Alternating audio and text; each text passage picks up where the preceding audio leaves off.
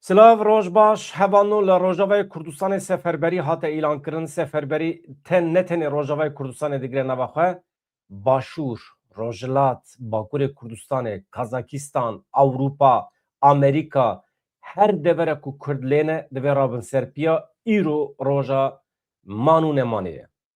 Îro we tiştekî kir sibê pir dereng e. Rojavayê Kurdistanê zerar bibîne, yek aliyekî Kurdistanê sağ namîne, milletê Kurd li ber têkçûnê ye. Ev rojên em tê dane êdî roja qirara we ye, roja biryara we ye.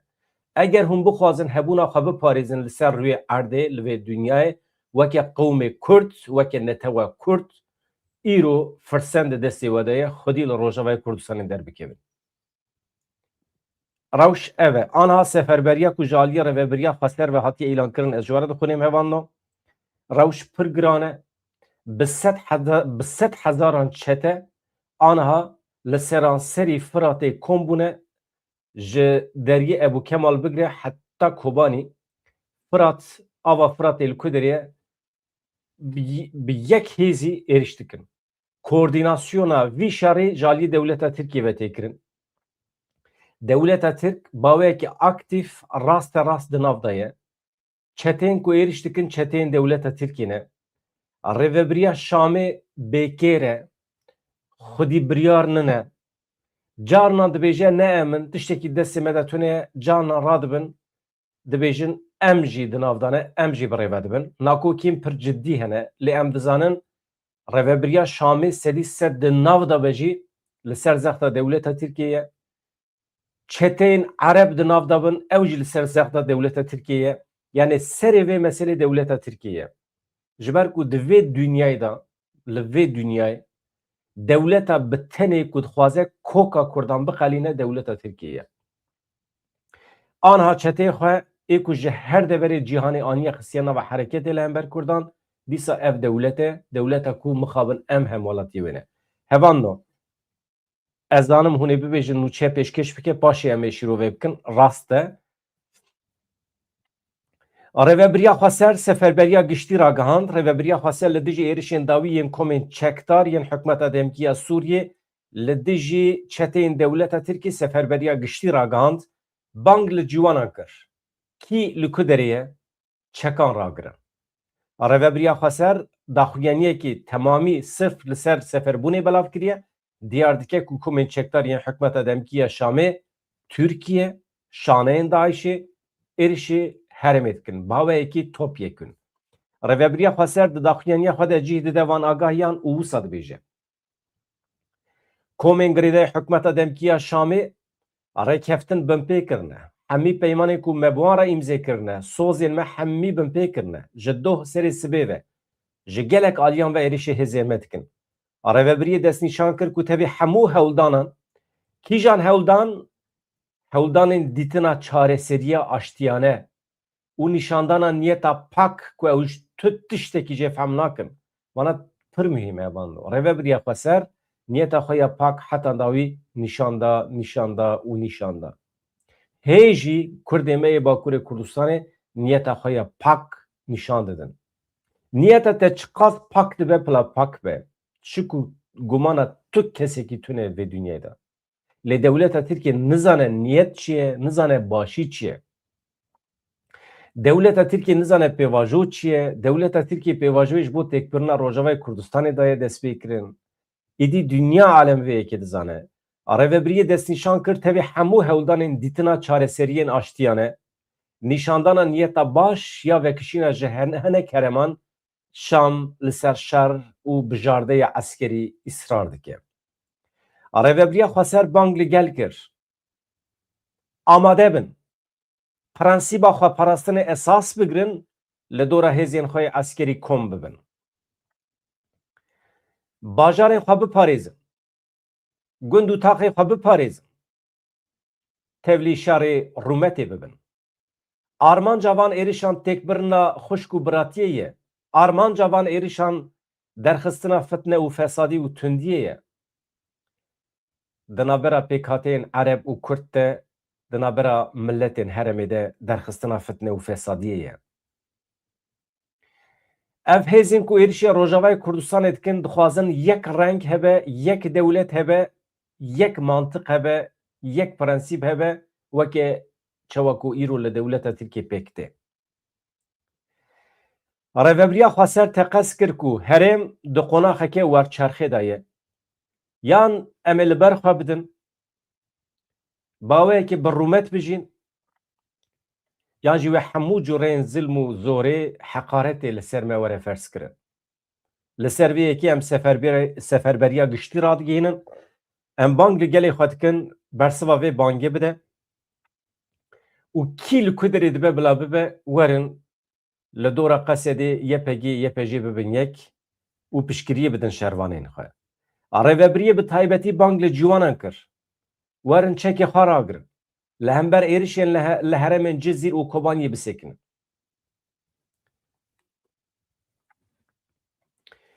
Divê em bizanibin ku em li pêşberî şerê hebûn û nebûnê ne.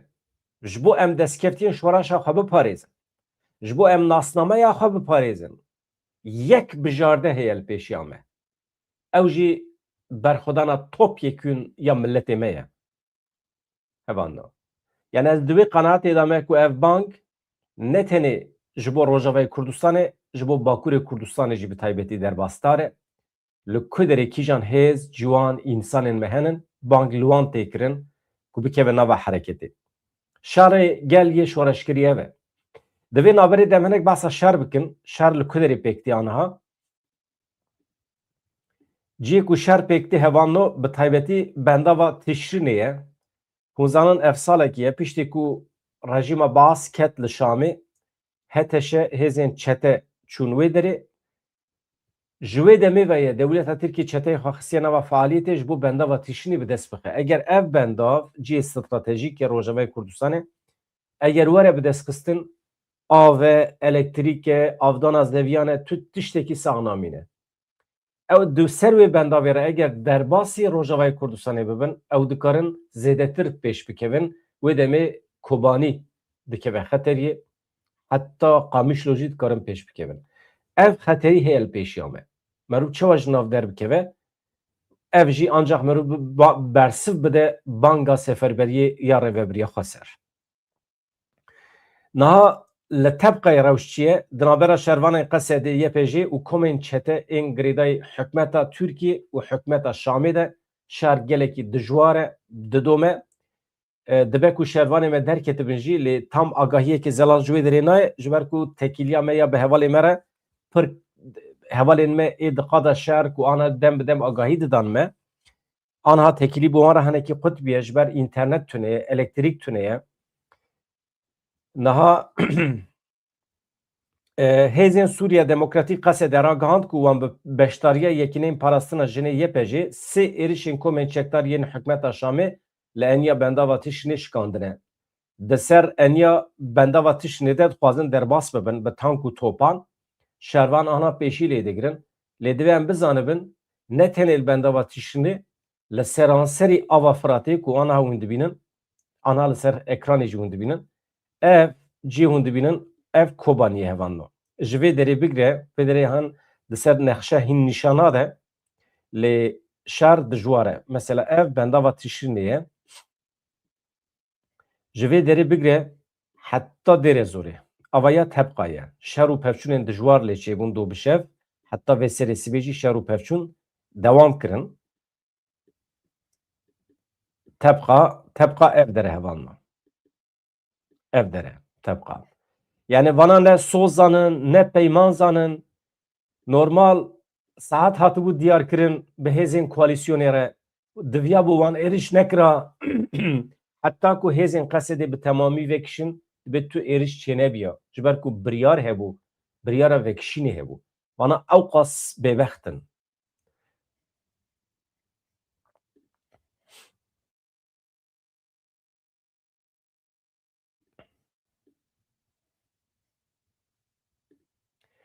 Ev seranserî Firatê ye, heta deriyê Sînor yê bi Iraqê re El-Qaim deriyê Ebu Kemal dibêjin. Mesela çete vê derê jî ji Firatê derbas bûne. Normal diviya bû heta Firatê bihatena ji Firatê derbas nebûna. Tiştekî wisa heye. بنێرن ji Firatê derbas bûne vê derê. Êdî ev xerîte çiqas rast e nerast e nizanim. Ji vê derê jî mesela ev heremên petrolê ne. Heremên petrolê çavê wan li heremên petrolê ye. Ne xema Amerîkayê ye hevano. Bizanibin ku Amerîka herem di destê Kurdan de be jî, di destê çeteyên Tirkiye de be jî, çeteyên Şamê de be jî ji bo Amerîkayê feq nake. Şertê Amerîkayê heye. Kî were wê derê, kî ne wê derê ne mesele. Ew ê bi şiklekî destayne ser wê petrolê. Ê derdixe Amerîkayê, ê dibe rafînetkê Amerîkayê, ê dixe bazara dünyayê jî Amerîkayê hemî bi destûra wê pêk tê. Ji ber vê ji bo Amerîkayê nexeme yani herema petrolê di destê kî de be. Anha li hember Kurdan bêbextiyekî pir mezin, sextekariyekî pir mezin tê kirin. Ev erê yani xerîte rast be ren ne rast be nizanim. Lê xerîte bi vî şiklî ye. Dibe ku rast be, dibe ku ne rast be. Lê hêzên Kurdan, çekdarên Kurdan ê wan jî bi qasî 100,000 hene. Anha seferberî îlan bûye. Ka em binêrin di saetên pêş me de milletê Kurd ne tenê şervan, milletê Kurd bersivek çawa dide vê seferberiyê. Eger mîna di dema Kobanî de milletê Kurd rabe ser piyan nerazîbûna xwe, reaksiyona xwe nîşan bide, li Rojavayê Kurdistanê serkeftin wê çê bibe weke li Kobanî. Hevanno, niha di daxuyaniya dawî ya Qesedê de tê gotin ku di encama bersivdayîna şervanan de li ser pira Qereqozaxê na li bendava Tişinê erê li wê derê du tank wesayîteke zirxî, du wesayîtên eskerî ên ku doşka li ser wan bûn bi temamî hatin têkbirin. Hat eşkerekirin ku buldozerekî koman jî hatiye îmha kirin. Qesedê destnîşan kir ku şer û pevçûnê li wê eniyehê jî berdewam in di van saetan de jî. Doh piştî ku Qesedê ragihand komên çekdariyên hikûmeta demkîya Şamê rêkeftina vekişînê bin pê kiriye. Ev şer û pevçûn zêdetir bûn, êrişê wan zêdetir bûn. Normal di soza wan de tune bû ku werin heta tebqayê. Çavê wan anha li Reqayê û dixwazin zêdetir pêş ve biçin. Normal dewleta Tirkiye dan wextê ku cesaret bigirin zêdetir pêş ve diçin. Lê wextê rastê berxwedana milletê Kurd werin ew ê derkevin bibêjin tamam. Em ê li gorî peymanê tevbigerin, em ê Firatê derbas nekin. Vaya temamî girêdayê berxwedana milletê me ye, girêdayê bersiva milletê me ye ji bo seferberiyê ye. Qesedê diyar kir ku hêzên Şamê beriya demekî ketine bajarê Dêrhefrê û meskenê normal zemanê ku hatibû diyarkirin beriya wê hatine ketinê û êrişê hêzê me kirine. Hevseroka daîreya tekîliyên derve İlham Ehmed jî ragihand ku li meskenê şerê giran diqewime hikûmeta veguhêz berpirsiyare meskene çû. Meskene ez bawer dikim bi temamî hêzên Qesedê jê derketine îcab nake em wê nûçê jê bidin. Ji ber ku aniha hevanno nûçe serê saetê dibe biguhere. Serê saetê diguhere. Tişta ku 2 saet berê hatiye gotin weke nûçe êdî derbasdar ne. Derbas nabe. Ez binêrim ka hevalê mejmera çi dişînin. Niha komên çeteyên girêdayî hikûmeta demkî şaneyên veşartî yên Daişê ji doh ve ji Rojhilat heta Bakurê Dêrê Zorê êrişê xwe didomînin. Komên çeteyan êrişê bajarokên Bahozê dikin, Şeefa dikin, Sûsê, Hejîn, Ebu Heman, Garanîç, Dîban, Dermeç, Şamiyê, Meamil, Teyanê û Şenan. Ev heverê ku ev deverê ku navê wan dibîsin normal êl û eşîrên Ereb lê dijîn. Kurd li wê derê pir kêm in. Normal rêveberiya xweser jî di destê wan de ye. Ew bi xwe bajarê xwe bi rêve dibin, ew bi xwe herêmê xwe bi rêve dibin. Şervanên Qesedê jî bersiva êrişan didin, pevçûn berdewam dikin. Li Baxosê şerekî dijwar aniha heye. Baxos devera herî dawî bû ku Qesedê ew der pak kiribû ji çeteyên Daişê. Normal, Baxos. Li van deran e.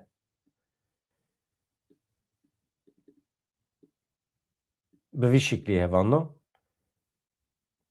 Niha hewldanên wan hene ew bidomin ka em binêrin bi temamî girêdayî wê ye hevanno. Heqeten girêdayî wê ye. Yani hûn jî niha hûn dibêjin ma çi ji destê me tê. Ya ez nizanim çi ji destê me tê lê rewşeke zor em tê dane. Muhakkak tiştekî ji destê me tê. Yani merov dikare telefonê hevalê xwe bike, wana bixe nava hereketê, sinerjiyekê çêbike, enerjiyekê çêbike. Ana em pê dihesin ku ji Başûrê Kurdistanê bi sedan genç û ciwan dixwazin derbasê Rojavayê Kurdistanê bibin, dixwazin teblî vî şerê bibin. Em dixwazin hin hêzên pêşmerge hene, fermandarên pêşmerge hene, dixwazin werin teblî vî şerê bibin. Wana tiştên mühîm in tabii. Eger ka em binêrin. Niha li Tîşinê şergirane hewldana pêşveçûnê a tankan hate şikestin. Çeteyên Dewleta Tirkiye û Şamê êrişên dagirkeriyê yên li ser Bakur Rojhilatê Kurdistanê di van saetan de gelekî berfireh kirine. Bi giranî jî aniha dixwazin êrişê Tîşinê bikin. Ew jî li başûrê bajarokê Kobanê ye, kantona Firatê ye. Li Tîşinê tank, top bi çekên giran aniha êriş dikin. Li vû tevgera dronên bombebarkirî yên çeteyên Dewleta Tirk jî hene li wê derê. Çeteyên Dewleta Tirkiye bi koordinasyona Tirkan êriş dikin. Li gorî agahiyan li girê Sûriya tel. Ew jî li herêmê di navbera şervanên Qesedê û çeteyan de şer û pevçûnekî pir dijwar heye. Çeteyên Şamê û ev çekdarên girêdayî Enqerê ku bi koordinasyona wan tê birêvebirin hewl didin li girê Sûriyan telê bi tankan bi pêş ve biçin. Şervanên Qesedê yê jî bi tundî bersiv didin. Vana rewşa şerin. Hevan Dewleta Tirkiye inkar nake ki nava şer de ye. Dewleta Tirkiye qebûl dike. Yani bawekî fermî beyan kiriye ku ew aliyê şer e. Ji ber vê yekê yani Dewleta Tirkiye pêvajo mêvajo nehîştiye. Nehîştiye. Hani hûn ê bibêjin İsrail çima bêdenge? Hema İsrailî ne? Yani çima were tevlî şerê te bibe İsrail? Çima tevlî şerê te bibe? Yani tank û topên Kurdan tune ne hevan. Ev şerên binêrin hevan. Ji were tiştek dibêjim. Çekên konvansiyonel hene ew di destê dewletan de ne. Tank, em bêjin topên mezin, parastana hewayî, ji hewa ve êrişkirin. Bana ancak tu dewlet bî, tu xwedî statû bî tu dikarî wana bikirî. Wextê ku tu weke rêxistin, weke saziyê herêmeke xweser yani tu nikarî bikirî ji qeda nebnetîwî. Kirîna çekan qedexe ye. Amerîka çi date ew e. Ji ber vê de îmkanê me bi sînor e. Mesela Şam ne wisa ye? Şam dewlet e. Aniha di vê saetê de bixwaze dikare ji welatên Ereban tonkî tank top bikire. Dikare îjab nake bikire ji ber ku Dewleta Tirkiye hemî didê yani. Dewleta Tirkiye hemû tecîzatên xwe yên eskerî tank û topê xwe dikare bike xizmeta van çeteyên Şamê. Ya problemê wan ê gule û top û tank tune ye. Problemê wan tune ne. Ama ême heye. Ême Amerîka nedeme nade.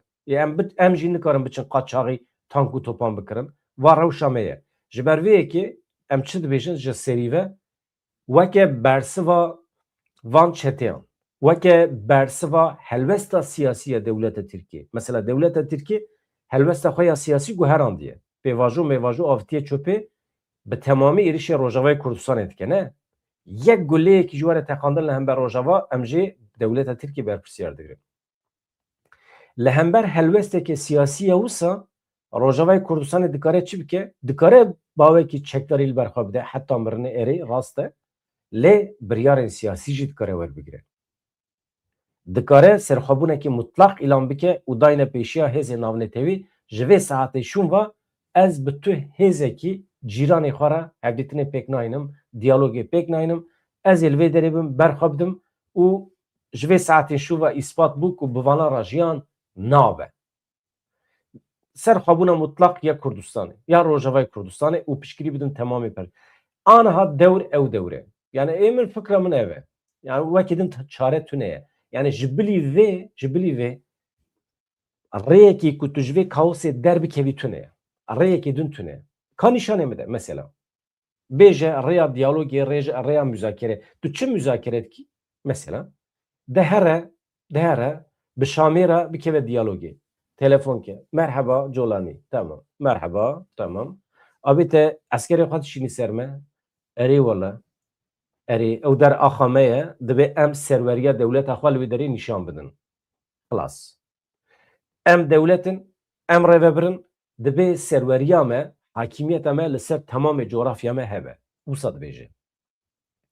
Tu telefonê dewleta Tirkiye bikî, ew bibêje yani hûn hêzên terorîstin, dibe hûn tune bibin, hebûna we sibê du sibê zirar dide yekparçeyî axa me, ji ber vê yekê çete wextê êrişê we dikin mafdarin, em ê piştgirî bidin wan, em piştgirî didin wan jî em ê çavê we jî birijin dibêje.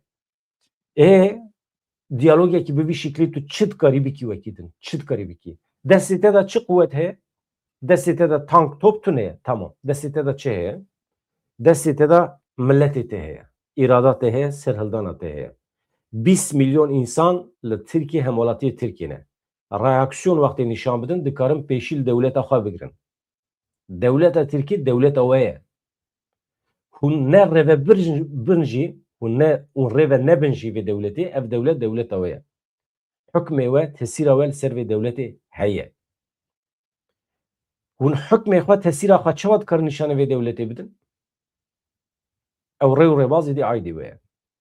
Yani ez nikarim pêşniyazê we bikim ji vê derê ve. Vaya çek û silîhekê di destê me de. Hêza cemawerî, hêza gelerî, hêza millet, îrada millet, navî çi dibe bila bibe. Wekî din hûn çi dikarin bikin weke millet, weke çek û silîh di destê we de. Tamam, hêza gel.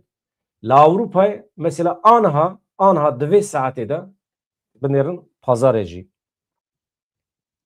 Roja pazarê ye. Ne yekşemî ye. Milyonekî insan aniha li Kölnê dikare were cemhev.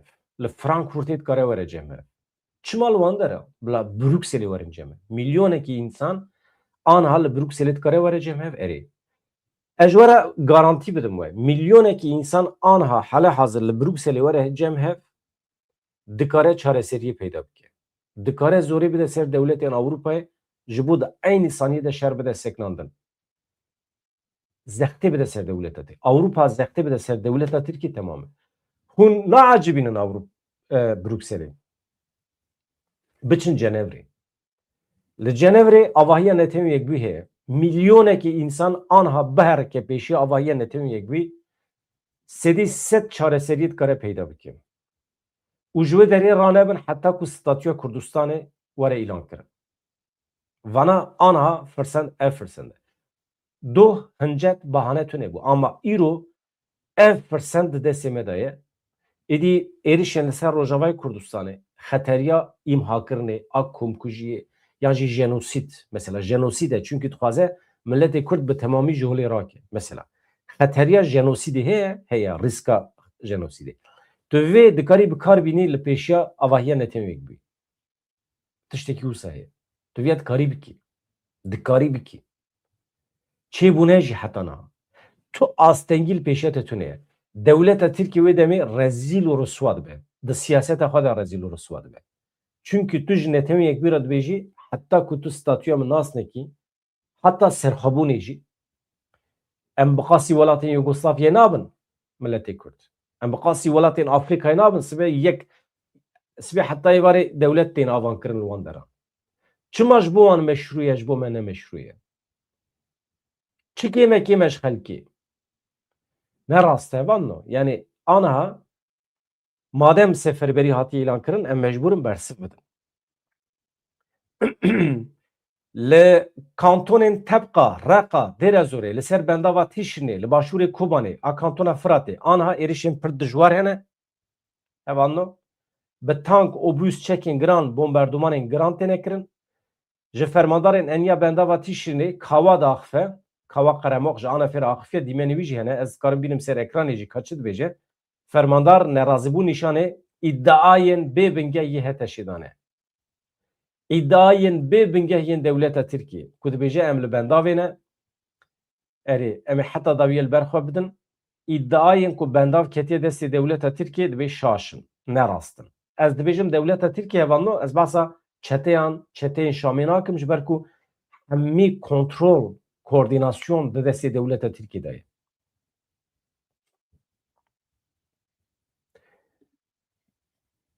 Ez aniha çavê min li ser nûçeyên deqeyên dawîne û ez bi hewl bidim Rêveberiya Xweser şiyarî da metirsî li ser kampa Holê heye. Rast e. Hevserokê karûbarên koçberên penaberên Rêveberiya Xweser Şêx Mûstax ve Şêx Mûs Ehmed ew çi dibêje xeteriyekê ciddî li ser wê kampê heye. Kampa Holê hûn zanin bi dehan hezaran însan li wê derê ne. Ji ber êrişê metirsî li ser kampa Holê ya li Hesekê heye, kampa Rojê ya li Dêrka Hemko heye. Di her du kampan de malbatên çekdarên Daişê dibînin. Hinek gotegot belav bûne. Hêzên Amerîkayê parastina kampan girtine ser xwe.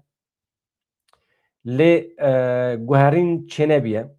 Berê jî ewlehiya navxweyiya kampan ji aliyê asayişa hundirîn ve û derve ve ji aliyê Hêzên Sûriya Demokratîk û Hêzên koalîsyonê ve dihate parastin. Yani hê jî wisa ye. Hêzên koalîsyonê û Qesedê wan kampan bi hev re birêve dibin.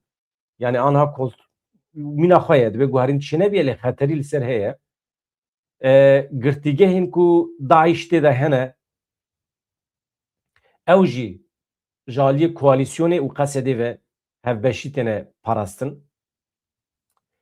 Wekî din çi dibêje ji ber êrişên çekdarên Şamê metirsiyekê ciddî li ser kampê li ser girtîgehên ku Daişî tê de ne heye. Çimkî evên ku êriş dikin jî Daişî ne dixwazin hevalên xwe bidin berdan. Ew mesele li Tebqa jî çêbibû lê li zindana Tebqayê ev Daişiyên berê hebûn tê de girtî bûn lê ji ber ku xeterî hebû ku wê derê zirar bibîne Rêveberiya Xweser ew zindan ji pêş ve du roj beriya şer dest pê bike vala kiribûn. Ew girtiyan derbasî herêmên bi ewle kiribûn û paşê wextê ku ew çete hatin ketin wê zindanê dîtin ku tiştekî tê de tune ye. Tabî dîsa gotegot derxistin gotin mademkî tê de tune ye muheqqaq ew birine dane kuştin falan bêvan lê Ferhat Şamî berdevkî Qesedê eşkere kir ku ew zindan du roj pêş de hatiye vala kirin. Rewşa me ya Rojavayê Kurdistanê aniha dibin xeteriyekê mezin de ye. Rewş ev e. Êdî em çawa dikarin ji nav derbikevin hevanna? Deqekî. Aniha bi jin û zara ve mesele em di nava meselê de ne ez ji wera dîmen jî bînim dayînim ser ekranê. Rewşa milletê me ev e. Êdî ew qasa guleya çek û sîlaha ji Kutînin e nizanim. Hêzên koalîsyonê çima bêdengin. Hêzên ku bûn navbenkar. Mazlûm Ebdî behsa dostan kir. Welatên dost ku bûne navbenkar ji bo ew bikaribin ji dêr hefrê vekişin, ji meskene vekişin. Tabî hin kes jî radibin yani hinek tiştê berdayî dibêjin. Yani dibêjin Ehmed El-Şara ew biryarname îmze kiriye behsa qaşoma fêkurda dike tiştekî fasafîso bû û di berdêla wê de Qesedê biryar daye ji dêr hefrê û meskene vekişe. Em dibînin ku tu eleqa wê pê tune ye. Tamamen yani şîrovên derewin. Çima eleqa pêk tune? Çünkü eger wisa biya eger di encama peymanê de eger di encama peymanê de Ehmed El-Şara îmze kiriba ka peyman li holê ma 100,000 çeten hali seranserî Firatê êrişê Rojavayê Kurdistanê dikin. Yek jî mafê me ê sedî sed mafê me ev ava me ye qehwe me ye mafê me ye. Di berdêla wê de em ranabin tavîz nadin hevandan. Mafê Kurdan li Tirkî jî wisa ye. Yani divê merû dev ji vê mantiqê berde. Di berdêla bi destxistina mafê xwe de em nikarin tavîzan bidin. Tavîzê ku em bidin nemane. Dêr hefir meskene Tebqa Reqqa. Heleb Şam. Çi dibe bila bibe. Madem milletê Kurd û Ereb li wê derê ne em dikarin li wê derê hakim bin. Em çi ye? Em milletê Kurd û Erebin. Em wê derê nikarin teslîmê çeteyan bikin di berdêla mafê xwe de. Tiştekî wisa tune ye. Veya iftira ye li siyaseta rêveberiya Xweser. Çünkü rêveberiya Xweser xwedî siyasetekê wisa ye her herem dibe ji alî wî milletî ve were bi rêve birin. Yani ev siyasetekî ye. Paradigmaya rêveberiya Xweser wisa ye. Ji ber vê yekê teslîmkirina çeteyan nabe. Tu nikarî teslîmê çeteyan bikî. Di berdêla hin tiştan de. Ha tu dikarî li hev bikî tu bijî tamam em ji vê derê ve dikişin bila şer û pevçûn çêne ve bila însan neyne kuştin ew normal e. Ama ji bo bi destxistina mafê Kurdan di wê derê tu nikarî bidî. Veya dibêjim ne rast e. Yek ew yek jî mafê Kurdan wisa pîroz e. Mafê Neteweyê Kurdan ziman dibe, mafê perwerdeyiyê dibe, nasname dibe, hebûna Kurdan dibe. Tu dikarî ji dewletekê re bibêjî hebûna min bixe bin garantiyê tu kîjan tavîzan dixwazî ez bidim te. Tiştekî wisa dibe. Em rabin ji dewleta Tirkiye re bibêjin tu hebûna min bixe bin garantiyê li Amedê êdî ez şaredarî bi dest naxim. Bila îrada gel tune be. Bila hemî êdî tu were bi rêve bibe. Ya ew dewleta ku rêveberiya bajarekî wextê teslîmî wî milletê herêmê neke nasname min çawa qebûl bike. Ya mantık tune ye. Ya paradoks heye, paradoks. Yani ew dewleta ku mafê min qebûl bike û paşê jî dîktatör be. Çawa mümkün e? Yani nabe yani. Ji ber vê yekê hevano di mesela mafê xwe de em tavîz nadin. Milletê Kurd tavîzê ku bide nemaye ji xwe. Çi dî yani? Çi dî? Ne dewleta me heye, ne rêveberiya me Xweser heye, ne tiştekî me heye. Herêmê ku herêmên dibin kontrola me de jî tune ne. Ew herêmên ez ji were bêjim Dêr Hefir û Meskene û Tebqa, Reqa ew her çend di kontrola me de xuya bikin jî di kontrola milletên herêmê de ne. Milletê herêmê bi rêve dibin. Zarokên wî milletên nava şerdan e ew xwe diparêzin. Meclîs di destê wan de ye. Ew meclîsa xwe bi rêve dibin. Mazlûm Ebdî çend cara çû bajarê wan. Ji wan re got ya arkadaş ya exî hûn dixwazin xwe bi xwe bi rêve bibin naviya Xweseriyê yan hûn dixwazin çeteyê werin we bi rêve birin. Eşîretan got em dixwazin xwe bi xwe bi rêve bibin. Veya nayê yanî qesedê wan bi rêve dibe. Qesedê hêzekî eskerî ye. Li wê derê bisekine disekine, nesekine nasekine. Mesele rêveberiya siyasî ye wê derê. Rêveberiya siyasî dibe di destê milletên wê derê de be. Ji ber vê yekî şaş e nemümkün e bêmantiq e ku merû teslîmê çeteyên Şamê bike di berdêla hin tiştan de. We goterê veya yek ya din jî hevano me besa mafê Neteweyê Kurdan kir ew sedî sed bê berdêl dibe merû zextê bide ser dewleta Tirkiye Şamê jî dibe dosyaya mafê Kurdan anha di vê devrê de bibe yek. Bibe yek.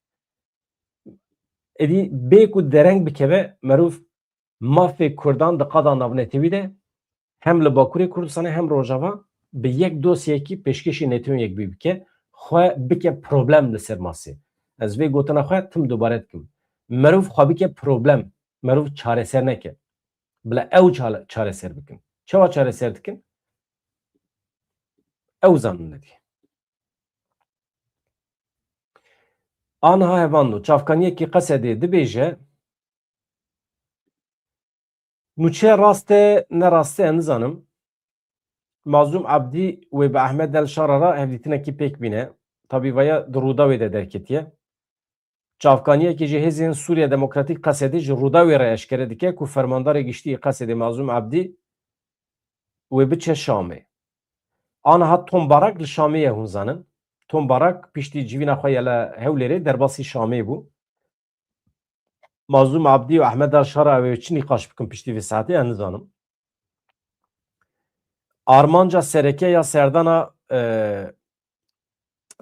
ku tu kes nelbendî bû guftûgokirina rêyên çareseriyê ye ji bo dawîkirina şer û aloziyan.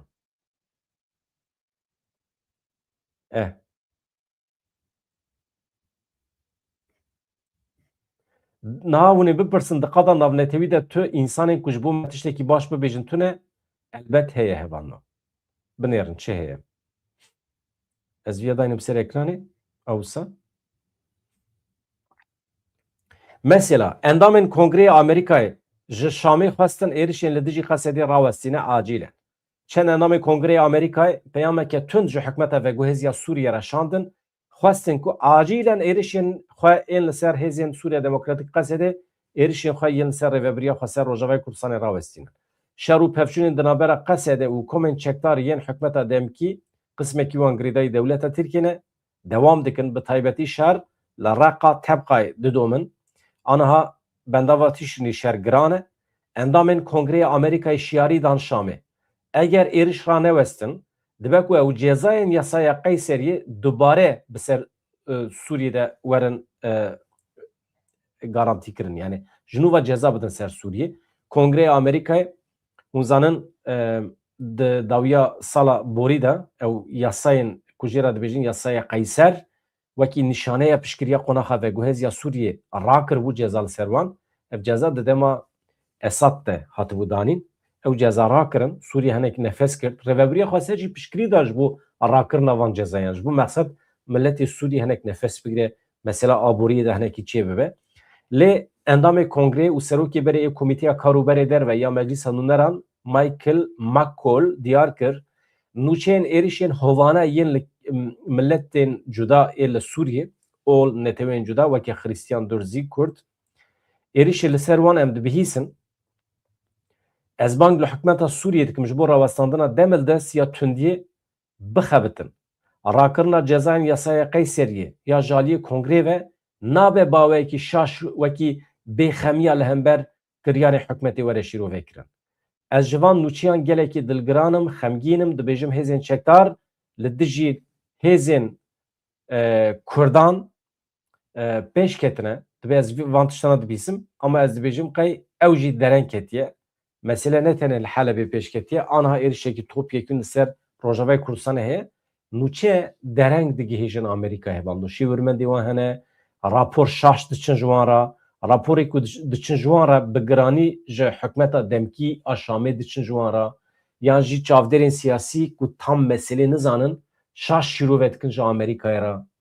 Ya îje em jî weke milletê Kurd dîplomasiya me tune ye, bîroyê me tune ne li Amerîkayê, li Avrupayê zimanzanê me tune ne, em neketine nava hereketê. Çi dibe? Amerîkî, Awropî ancak piştî hefteyekî dema kumku jî xilas dibe, hin tiştan dibihîsin. Çima? Çünkü çapemeniya me ku ya ku bibe cafkanî tune ye ji bo medya cîhanê. Tekiliya me bi medya cîhanê re tune ye. Me xwe teng kiriye, me xwe marjînal kiriye.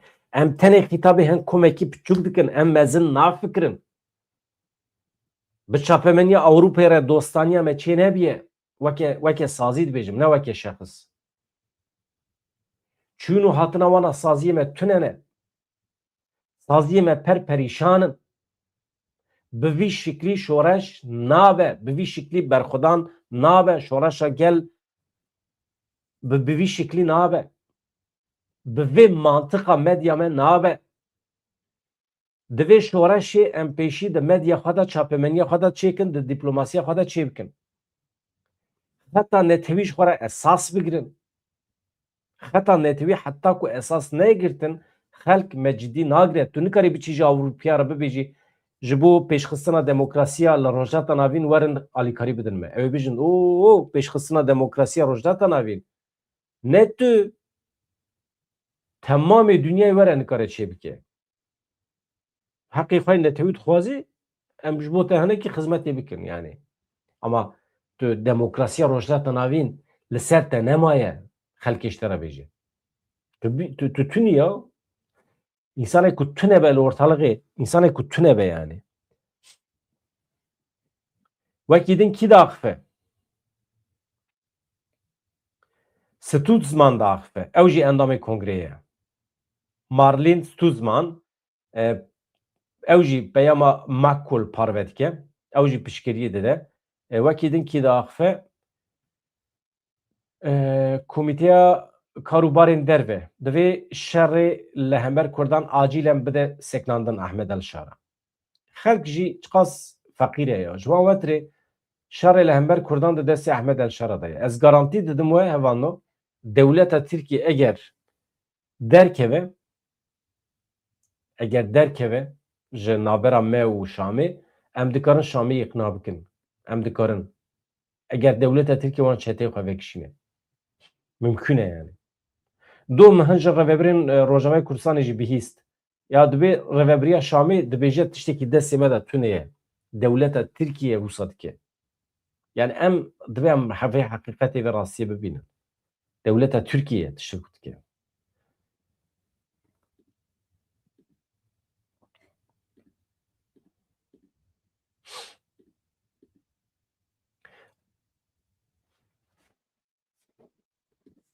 Mazlum Abdî banga lezgîn kiriye hevano tam vê deqê de ji kerema xwe re vê banga Mazlum Abdî bişopînin wekî nûçeya lezgîn e ka em komîser ekranê bibin hevano em godar ki Mazlum Abdî çi dibêje hemen acîlen ez bi we re parve bikim hevano deqekî hat.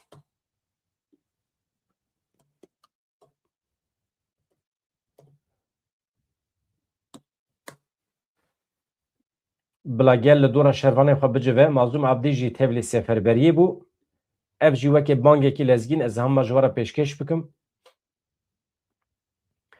Fermandarê Giştî Hêzên Sûriya Demokratîk Qesedê Mazlum Abdî destnîşan kir ku ew bi navbenkariya hinek hêzên navnetewî hewl didin rewşê aram bikin. Mazlum Abdî bang li gel kir. Li dora şervanê xwe kom bibin yek. Di baweriya xwe de îsrar bikin. Mazlum Abdî di derberê rewşa dawî de ji Anefêra axifiye. Ka ez binêrim Anefê de çawa tê şîrovekirin. Abdî bi bîr xist ji şeşê vê mehê ve êrişên sîstematîk li dijî taxên Kurdan yên li Helebê dest pê kirine heta deverên Bakur Rojdatê Sûriyê tebqa gundewarên Başûrê Reqayê dêre zorê ev êriş dirêj bûne temam. Mazlum Abdî diyar kir ku tevê hemû hewldanên wan yên ji bo rawestandina aloziyê jî hebatê wan yên ji bo aramkirina rewşê jî ev êriş didomin temam em jî dizanin lê hewldanê me hene ji bo aramkirina rewşê em ji gelê xwe re radigihînin. Hewldanên me ji bo aramkirinê hene ji bo agirbestekî em bidin destpêkirin xebatê me hene lê bi alîkariya aliyên navnetewî em van xebatan dimeşînin. Em ne tenê ne jî ji ber vê yekê em bang li milletê xwe dikin baweyekî wêrek li dora zarokê xwe kom bibin li dora şervanê me bicivin di baweriya xwe de îsrar bikin. Tamam. Yani ev jî banga Mazlum Abdî ye.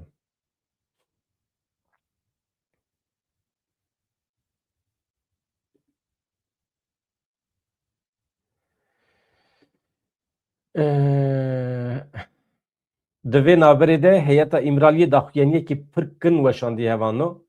Daxuyaniya kin ya İmraliyê ka ez hema bi ji we re bixwînim di derbarê Sûriyê de çi dibêje. Daxuyaniyekî ya heyeta İmraliyê her cara ku wextê diçe û tê dibêje min 2 saet hevdîtin çêkirine lê deqekî ajans aniha vedibe.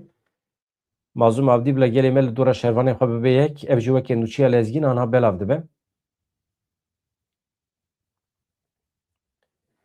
Hevanda.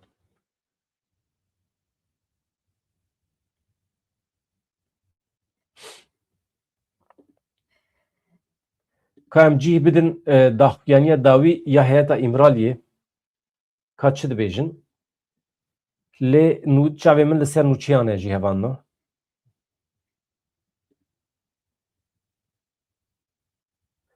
Şêniyên Til Temirê ji bo piştgiriya Qesedê aniha daketine qadan.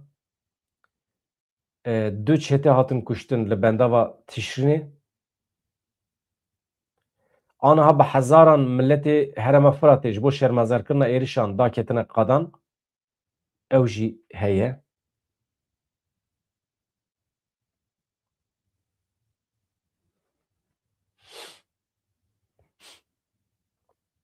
Wekî din kecêdeke ji bo Rojavayê Kurdistanê banga çalakiya bênaber kir li herkesî. Ew jî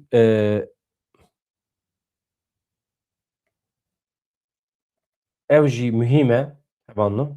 Ez ê daxuyaniya wan jî ji we re bixwînim. Kecêdeke Ewropa ji Kurdên Ewropayê dixwaze bi temamî rabin serpiya.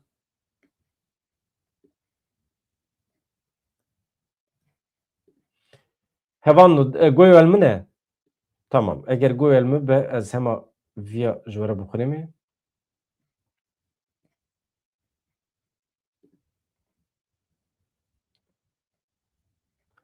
Hûn dixwazin ez danîm ser ekranê jî nivîsî. Deqekî. Maqsed em bi hev re bixwînin.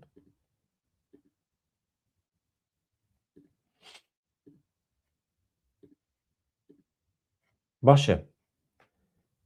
Em bi vî şeklî hevano ez wisa mezin kim nebû. Deqekî. A vî şeklî. Tamam. Ez hatim. Niha hevano Heyeta Dem Partiya İmraliyê tekildarê hevdîtina bi Abdullah Öcalan re daxuyaniyekî daye, daxuyaniya wî bi vî şeklî ye. Dibêje di hevdê çileya 2026 de me li İmraliyê bi qasî 2 saet û nîvan bi birêz Abdullah Öcalan re hevdîtin pêkanî. Di hevdîtinê de birêz Abdullah Öcalan anî ziman ku ew bi pêvajoya Aştî û Civaka Demokratîk ve Girêdayî ye, perspektîva 27 Sibatê derbasdar e, carekê din balkişand ser giringiya avêtina gavên pêwîst û pêşvebirina pêvajoyê. Rojeva esasî ya hevdîtinê bûyerên li Sûriyê bû, Heyeta İmraliyê dibêje. Birêz Öcalan anî ziman ku ji ber şer û ragêşiya zêde ew gelekî bifikar e. Ev rewş weke hewldana ji bo têkbirina pêvajoyê Aştî û Civaka Demokratîk pênasê kir. Bi îsrar destnîşan kir ku pirsgirêkên li Sûriyê tenê bi diyalogê, bi müzakere, bi aqlê hevpar dikare bê çareserkirin û divê bên çareserkirin jî. Anî ziman ku ew amade ye, berpirsyariyên xwe bi cih bîne ku ev pirsgirêk bi axaftinê ji ser zemîna şer bê rakirin. Yani vê meselê ji zemîna şer derbixe bîne ser zemîna müzakere û pêvajoyê. Divê mijarê de carekî din bang li aktör û aliyan hemiyan kir ku bi rengekî êrênî bi rola xwe rabin, bi hassasiyet û berpirsyariyê tevbigerin. Dibêje. Heyeta İmraliyê a Dem Partiyê. Daxuyaniyekî ew qas kin daye. Ana êdî em nizanin ber vê ku derê ve çi ev şer lê zemîna diyalogê heye tunê em nizanim Rêzdar Mazlûm Abdî jî dibe ku bi Ehmed Elşara re hevdîtinê pêk bîne.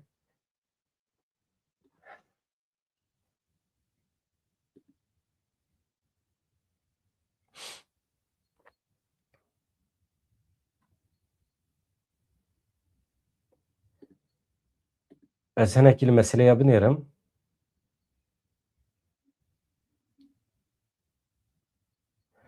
Ka ez daxuyaniya ew ê jî bixwînim hevano deqekî. Ka ez vê bînim jêr ewsa.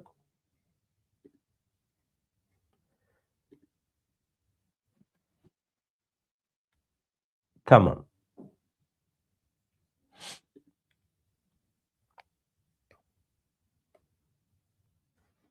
Yani daxuyaniya Mazlûm Abdî jî gelekî kirine tiştek û mijwara xwend ew e. Yani ji bo sakînkirina rewşê hewldanê me hene bila gel li dora şevanê xwe kom bibe. Anha rewşa dawî ev e. Hevano. Hûn zane çi bikim? Ez ana biçim xwe hazir kim. Hinekî agahiyan, analîzan berhev bikim. Ez bînim ji we re pêşkêş bikim. Ji ber ku aniha tiştek ku ez ji we re bêjim şer û pevçûnên dijwar hene li bendava tişrînê. Rêveberiya xwe ser seferberî îlan kiriye.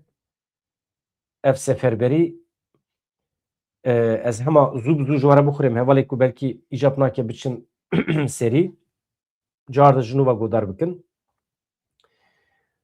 Deqekî hevano ez vê seferberiya Rojavayê Kurdistanê bi vî şeklî ez hema acîlen bi we re par vê bikim bê rawestan.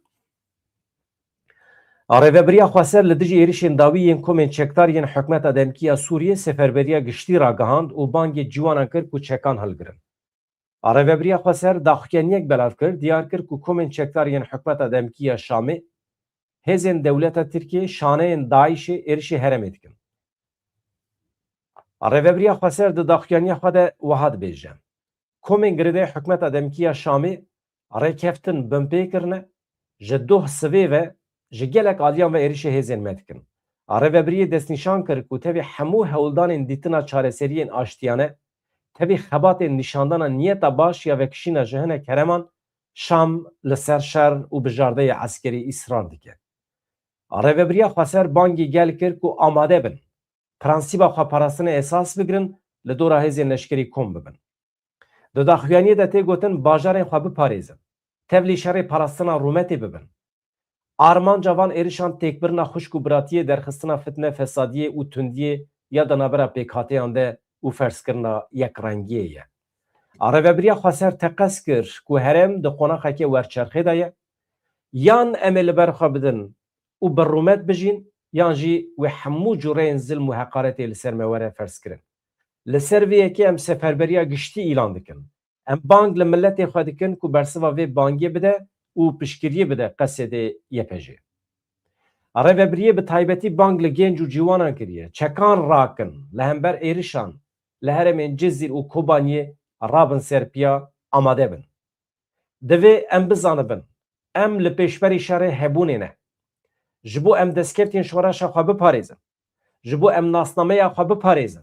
Yek rêyekî heye li pêşiya me, ew jî berxwedana gel e. Dibêje Rêveberiya Xweser hevanda. Ez xatir ji we dixwazim, ez diçim saetên pêş me de têm bi agahiyên nû hêvî dikim nûçeyên xêrê be ka em binêrin çi li pêşiya me ye. Bi hêviya rojên xweş azad, hevano dem baş.